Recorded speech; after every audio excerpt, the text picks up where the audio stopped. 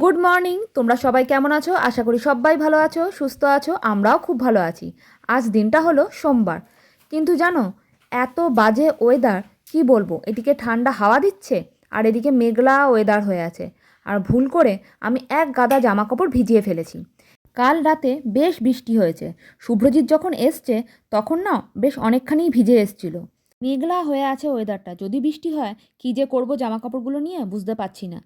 এদিকে ফুলকপি আলু একসাথে ভাজা বসিয়ে দিয়েছি, ভাজা করব।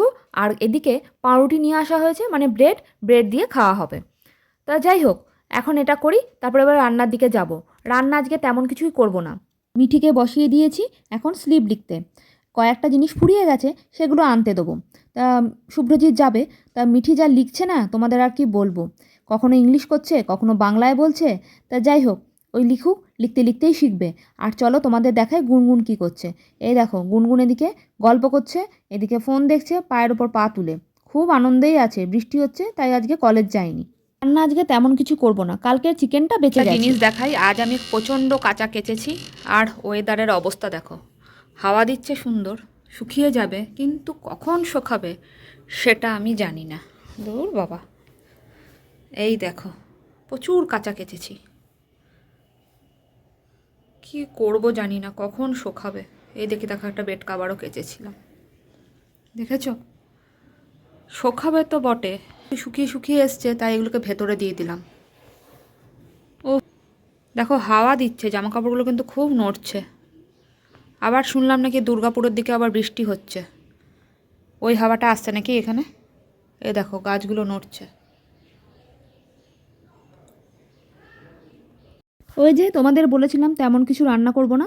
করেছি হলো একটুখানি আলু ভাজা, করেছি ডাল, আর করেছি হলো ডিমের অমলেট। আর অনেকটা চিকেন বেঁচেছিল, ওদের দুই বোনের খুব ভালো করে হয়ে গেছে। ব্যাস, আর সেজন্য কিছু করলাম না। রাতে আবার কিছু একটা করতে হবে, তা নাহলে আবার ঘরে অশান্তি লেগে যাবে। এক একদিন একটু রেস্ট নিতে বেশ ভালোই লাগে। এই যে এখন তাহলে চলো খাওয়া দাওয়া করে নিই, আর গিয়ে একটু রেস্ট নেবো। রেস্ট নিয়ে তো আবার আছে সন্ধেবেলা চব্ব। পড়াশোনা নেই তো কি হয়েছে, চব্ব থেকে না না মিষ্টি খাওয়া হয়ে গেছে। এই যে এখন দেখো, ও জানে বীজ ফেলে দিতে হয় দানাগুলোকে, সেটা ও জানে। তোর পেট দিয়ে গাছ বেরাবে, আমরা পেরে পেরে খাবো। বলে বাবালে খাও।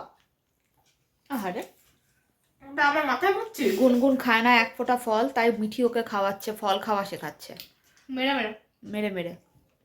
এটা খেয়ে নিতে হবে। ঘোরা ঘোরা এটা দিদি, আরে আবার কি দিদি ভাই ছোট বেবিরা যেরকম ফার্স্ট কিছু নতুন নতুন কিছু খায় না, তখন যে বাচ্চাদের মুখটা এরকম হয়, সেটা পুরো দিদি ভাই করতে।